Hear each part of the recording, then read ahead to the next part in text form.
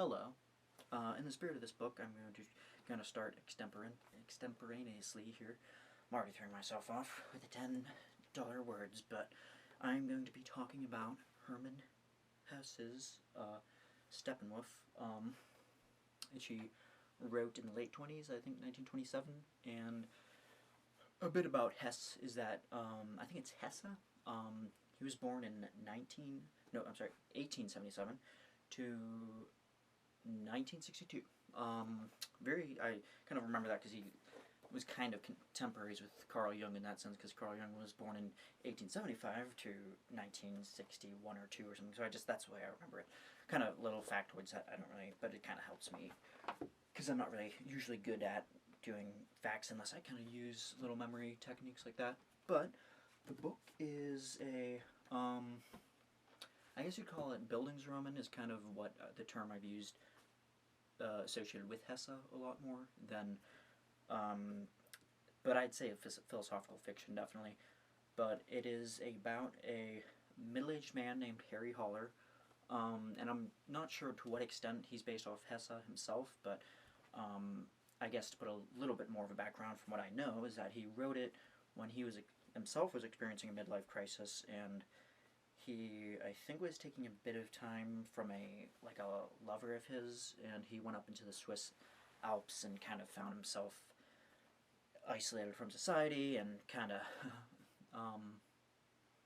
of found a spiritual awakening, and for those who don't know, he also wrote Siddhartha and Damien and all these other very highly philosophical novels, and and Narcissus and Goldman is another one that I really loved. But Steppenwolf, really, I think it's my personal favorite of Hesse's, because he really just deep dives and explores the chaotic nature of this man, Harry Haller. And, like I said, he's middle-aged, and he's kind of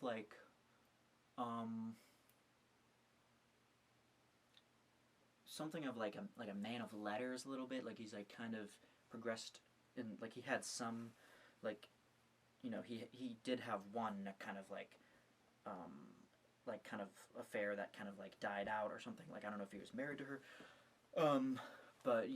but he's kind of caught in in this web of kind of reliving a creature of habit, kind of he's kind of, he lives in this kind of he calls himself the Steppenwolf or the Steppenwolf, because that's based off the Steppenwolf, and that's basically this kind of very wild kind of feral creature. And I guess he identifies with that too, is because one side of himself sees himself as very civilized and astute and eloquent, well-read, and he's has this great knowledge of the arts and music, and he's very proper, and he's kind of part of that intelligentsia, I guess, and but another part of him, he highly values Mozart and Goethe, the great German, the greatest kind of German minds of all time, and and they show up in his dreams, which I'll get into later. But he also highly identifies with the Steppenwolf too, and the Steppenwolf is this more primal version of him that kind of is cuts himself away from all classes of society, and deeply, he has this deep resentment for the kind of the bourgeoisie class, and of these people that kind of occupy themselves with their jobs, and kind of they live out life without really thinking about it, and they just kind of do the same thing, and they're not really arcing towards something. They're not really, they haven't contended with themselves. But his own problem is that he's been kind of stuck between those two things, where he's I'm a Steppenwolf, but I'm also this, and I'm kind of that dichotomy. And what the narrator, which I really love about the narrator, is that or the omniscient narrator, so I don't know if I can really attribute any pronouns, but they basically say that, it's not that he's just these two clashing, dividing sides. One of them wants to succor to the amenities that the bourgeois offer. He likes the comfort and kind of the familiarity. There's a warm familiarity that he has towards the bourgeoisie. They comfort him. They kind of even though they're boring, and he's like they never change, they're static, they're so. But another part of him is drawn to that very same thing that he also hates. But instead of that, what the narrator says is, it's not just those two personalities that are kind of like clashing at each other, because there's also like the millions, well, maybe not millions, but a bit hyperbolic, but there's definitely like thousands at least of you're not quite getting into postmodern territory, but there's like infinite things, but it's very depth psychologist, which I'm going to get into later with all the Jungian psychology, that it plays into this book to a great degree. But the main thing is that his personality is not just like those two things. It's actually many different ones. Like some of them are drawn to, that bourgeoisie familiarity. Other parts of him are, more like individualistic, like have a strong, kind of autonomous streak and wants to be independent. Part of him, it wants to be a lover, part of him wants to be like this, part of him wants to be kind of a very intellectual type person. Then another part of him wants to be a poet. There's like so many different things. So like that's why I think it's reductive just to use that dichotomous terminology. But then things begin to change is when Hermione, whom he meets at a bar, who is a young woman who kind of like teases him a little bit, like mocks him, like because he tells her that story kind of like in that classic kind of anti kind of upper class type of thing where he's like, I went to this home of this anecdote where he's relays about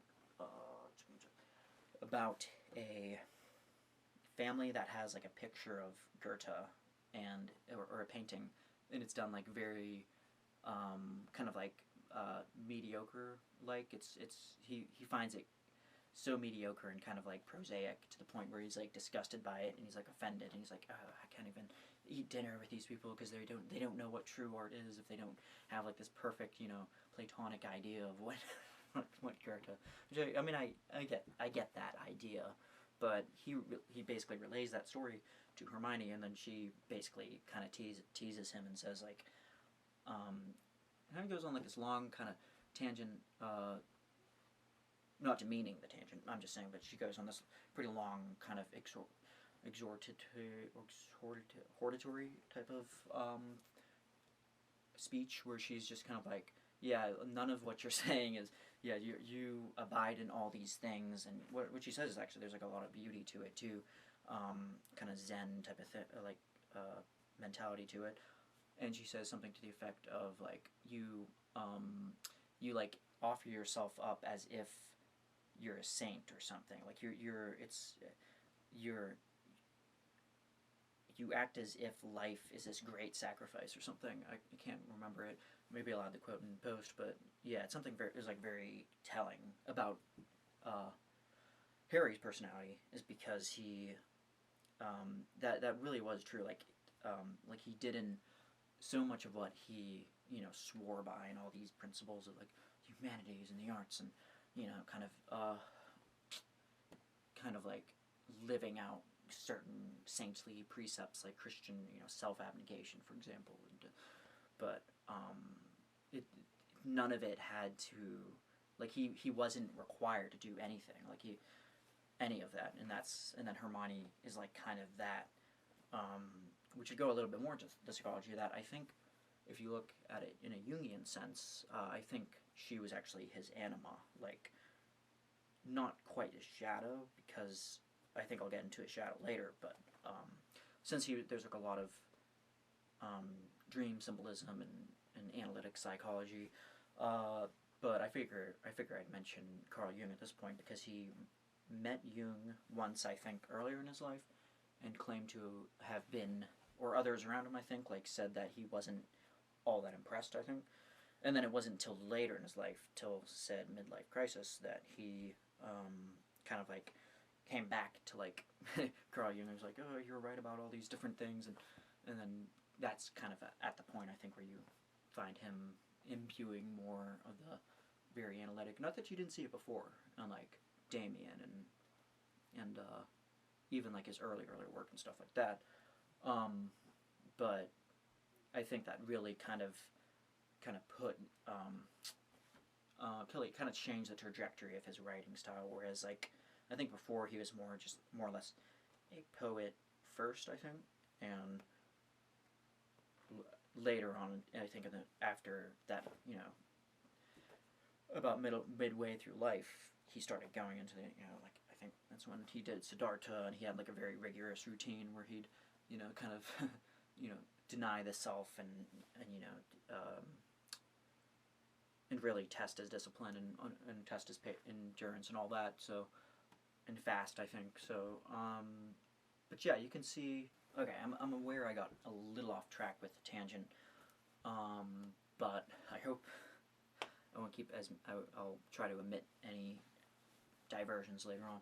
So yeah, so Hermione challenges Harry Holler. Sorry, keep wanting to say Herman. To start to take up dancing and to like practice dancing, and which he's adamant about, or which he's he's very hesitant about doing, understandably, because he's like a man that's kind of like he's not in tune with his body, and he's very more cerebral, and he's like brooding, and he's like I can't be a dancer, and it's ridiculous, and she it's like, well, if you just it's really simple, and once you get the flow of it, and it's like takes him to really enjoy. And this is right about the time, and this is very topical for the time because it was kind of the tail end of the 20s, and that was right about the time jazz really started kicking off. From what little I know about jazz, admittedly, and you see that too. There's kind of a jazz type. I dare say maybe a little bit of predating the Beat generations with Jack Kerouac, with the whole like kind of the symbolism of kind of like the improvisation of jazz and the beats and all that. And I don't know how much of that holds true, but I can definitely see like a little bit of a faint resemblance, definitely, because yeah, there's a lot of like allusions to jazz, singers and stuff like that. And I think Josephine Turner was one of the kind of like models for that Hesse used for the character of Hermione, and I think so. Basically, yeah. So he eventually concedes to Hermione's proposition, and takes up dancing and learns how to like get in tune with his own body and his own to stop being so stuck in his head. So that's what he does, and then through that, he meets Pablo, who is a saxophonist, and he's kind of, I don't know if he'd be the full-on shadow, if you're talking Jungian psychology, to Harry, but there is like at first he's kind of like a little bit apprehensive and doesn't know what to think about him at first. Because he talks about music, and he's like, oh, but all these great artists, and of course he's thinking about the great Mozart or Beethoven, all these classical composers are just objectively, platonically better. They're bar none. And then Pablo is just like, well, it doesn't. You don't need to know all these. In my mind, you don't need to know all these, myriad of notes and theories and abstractions just to play music, because for him it came straight from the heart, or it came straight from the viscera, I guess, like just, it didn't, like he, and at first, like, Holler's just kind of like, a little bit like, oh, like, he's kind of flummoxed by it, but I think he does kind of get what he means later on, and, yeah, it's just, a large part of the novel is, like, kind of a contrast between a almost unchanging and, he seems to be almost like it's a flat arc against all these other people that are kind of like this and that. But actually, no, he does change. It just takes some time. But I think what a lot of this novel alludes to is because right from the beginning we get it's presented as the treaty of the Steppenwolf. It's about Harry. It's somebody kind of, I don't know if it's an omniscient narrator, or, like I said, with like that doesn't have any, that doesn't name themselves, so it's kind of hard to like figure out where they're coming from. But it's like kind of like a fly on the wall a bit observation of the Steppenwolf's life, and basically says that he gets one of the kind of like call to actions, I think, to use a Joseph Campbell type of thing, is he gets this letter that says, I think, it's like the Magic Theater for madmen only, I believe, and basically that kind of incites the kind of the full immersing yourself into that kind of Dionysian spirit of learning to dance, trying to take on new things, trying to Hermione finds him a lover, and Maria, I think was her name, and he's happy for a while, and he's not like he's actually enjoying life, and the book did get some backlash for kind of a perceived type of like hedonism or a Epicureanism, like kind of chasing thrills and sensation, and the drug use too, like the obvious allegiance to drug use. Did get some flack, I think, which is not unheard of for any book and stuff. And it's like, I mean, it's which is kind of confusing because from what I remember, like the drug use and all that stuff, like it wasn't so overt, like Hesse has a way of describing it without being so explicit, like and then he does, he does LSD or something. But I think the main thing is that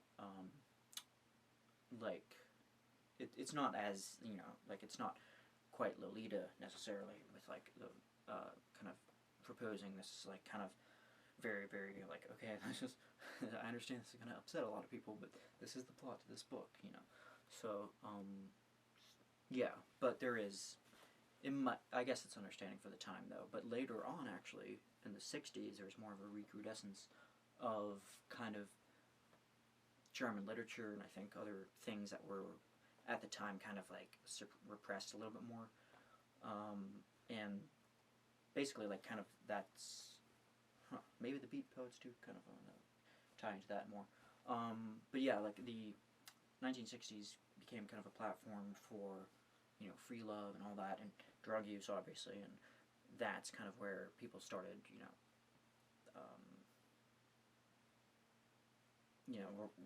running back to taking stuff out of dusting off old books and getting into I've heard so many people saying like, oh, I can't, older people saying it was such a great time we read Hesse and and and did drugs and were free spirits and stuff. So yeah, that is what say what you will about that, but there's something else that I had to say about that. Oh right, World War II. I think it was he had some Second World War. I think he had some difficulty. I think I don't know if he moved out of the country during the war. I think he did. I know Thomas Mann did. He moved to actually California, which is kind of funny, hindsight. But yeah, Hesse, I think, was very anti-war. I think in some of his novels were banned. I think under German, kind of like they were samizdat or some type of kind of untouchable type material for the duration of the war, I think. So yeah. So back to the plot.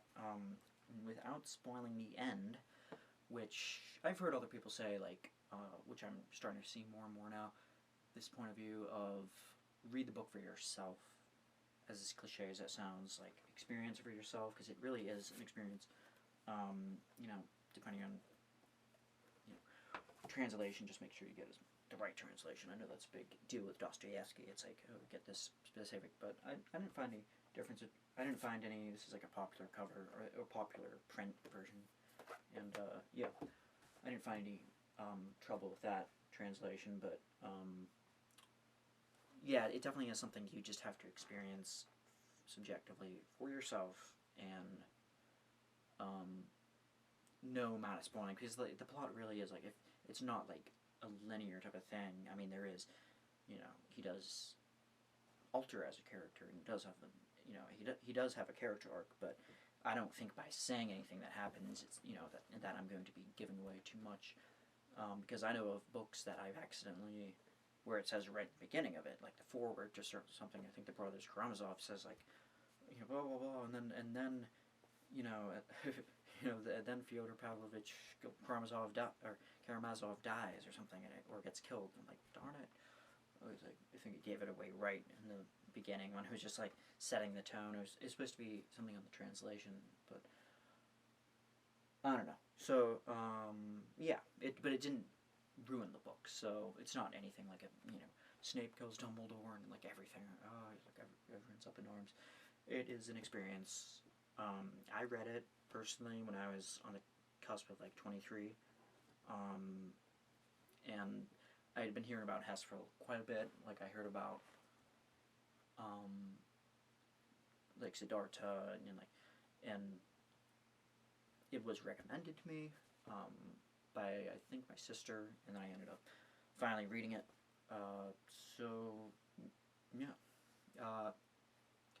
Trying to think of what I'm missing out. By the end of the novel, yes, Haller does, deciding if I should spoil it or not, he does go on this intense dreamscape type of, this is where it gets like super Jungian, super type of like, this is where the drug illusions come in, you can tell, and it's like this denouement where he sees, because earlier he had hints of like certain dreams he had about Goethe dancing in front of him and saying like, and then Mozart, I think, or is it Mozart that danced? I can't remember. One of them, or maybe both of them, did in his dreams, and told him just to laugh or something, and like very simple things, and he's like, from these great men, and it's like, oh, this is not. So later on, I think that he gets kind of like a full spectrum of that, like kind of like going through like the magic dream theater, and he sees Hermione, and oh yes, that's another thing, like Hermione reminds him of his childhood friend, who he, I think, was also named, I don't know, Hermione, or it was actually like his childhood friend was named Hermione too. I don't know if that's like a name that applies to both girls and boys, but either way, that's one thing. It's like he is attracted to her on some level, but he's not sure. It's like, oh, she has all these other qualities, kind of like of my friend, and she's like kind of boyish and intrepid and just taking me along, and kind of not to be the manic pixie dream girl type of trope, but she is kind of a little bit more like that, and he's not necessarily like sexually attracted to her in the same way that he is to Maria, but he might not share quite the same friendship compatibility that he does with her that he does with Hermione. One of his commanders saying something to the effect of like, we can't have overthinking philosophers in our army. It's like, we need soldiers who act and think or something, and kind of like that's like the straight id of I don't know if that's id or maybe super ego or something is kind of underlying, not using Freudian term, but yeah, and it was really intense. I was like scenes like where he's like talking about like then there's this very pretty girl that I remember seeing when I was like a little boy, and I was too shy and like to talk to her. So, and then in his dream, like he actually like says, like exclaims, confesses his like feelings for her like out loud, and it's like I love you, this girl. Like it's just kind of like all these things of like kind of like living, that kind of Nietzschean type of just like being what one is, like kind of like settling into yourself and not while not doing, like you're subsuming something, I guess. This is kind of me conjecturing at this point, but you're not getting rid of the old personality. It's not like, oh, this is where it gets Jungian. He's integrating it. He's the repressed parts of himself, the parts of him that weren't ever spontaneous, the parts of him that are corrosive and brooding and aloof, and that you step off. It's like I'm never going to change because this is just the way I am, living in bad faith, and Sartrean bad faith and stuff and whatnot, and then the whole entire, there's like so many things going on in the book, but yeah, it's like it's not that all these things are bad. It's not that any one thing is bad. This is why I really want to do Narcissus and Goldman next, because there's that same type of dynamic that the characters that he interacts with they are not there to who necessarily they do tease him out of it too, but it's not in bad taste. They're not like because they're doing it because they love him in a sense, and they want him to actually experience life rather than living kind of like through this, in a kind of a daze and kind of like just reiterating himself like in Eternal, like a bad kind of wind up version of Eternal Return or something. So yeah, it's just this very beautiful, very, like I said, Zen kind of. Oh yeah, I think Hesse was also a part of like the Dadaist or Dada group movement that prized kind of like spontaneity and kind of like just like cause one of them is like this one of I think is Harry Ball, was it Harry? Hugo Ball, yes, and he was one of the kind of main guys who would show up, and he'd wear like like this ridiculous like you can see pictures or I can add them in later. It's like he has like this like literally looks like a toothpaste costume. It's like so absurd, but and there's like actually footage because this was also around in the 20s or 30s I believe. So footage available online of him reading this tone poem, I think, and it's all just gibberish. It's just like, but it's done in this very foreboding way, and it's I think one of the themes of that. The reason I bring it up is because Hesse partook in this and I think was friends with Hugo Ball, and one of the main things one of the famous examples of their method I think was snipping up like words or different phrases and then like picking them hand basket out of a out of a bag or something, which is oddly enough I think how Radiohead, Tom York I think said something about like taking when they wrote some of Kid A, I think they like took stuff out of a bag and chose by random for like lyrics, which should explain a lot in a good way. But yeah, so the end of the novel, there is, like I said, there's no, it's not like the correct thing. There was any correct way of him going, but it was more so like the individual personality achieving wholeness, kind of, in that, like I said, that Eastern. There's a lot of Eastern thought in there too, which is why there's like an acceptance of kind of like, which is why it was, controversial when it came out, and probably still is today on some level. You'd be surprised, and it's because it doesn't prize one or the other, but it's like it says like kind of that Eastern type of thing is like both sensual type of aesthetic experiences are important, and then also like kind of both avenues of life, like to be responsible and not to not to indulge, but at the same time, that Dionysian kind of like, free spirit type of mentality is also important. Like they're both that kind of Gnostic thing, which you'll see later in Hermann Hesse too. Damien has a lot of Gnostic themes in it too. But I'm rambling way too long on this one. I'm probably gonna cut a lot of this out, but yeah, I'll include a quote. I should probably just read here. If it looks awkward, me reading it off of my computer, which it probably will, I'm just gonna probably put it on the screen later in post.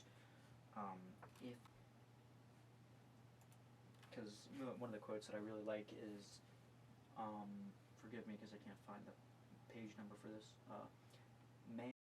Man is an onion made up of 100 integuments, a texture made up of many threads. The ancient Asiatics knew this well enough, and in the Buddhist yoga, an extract technique that was devised for unmasking the illusion of the personality. The human merry-go-round sees many changes. The illusion that cost India the efforts of thousands of years to unmask the same illusion that the West had labored just as hard to maintain and strengthen. So yeah, it's kind of a telling, I think, segment of the novel of going kind of the Asiatics, like the human personality is not just two different opposing, contrasting personalities. It's much more. So yeah, that's all I have for today. Yeah, catch you all in the next one.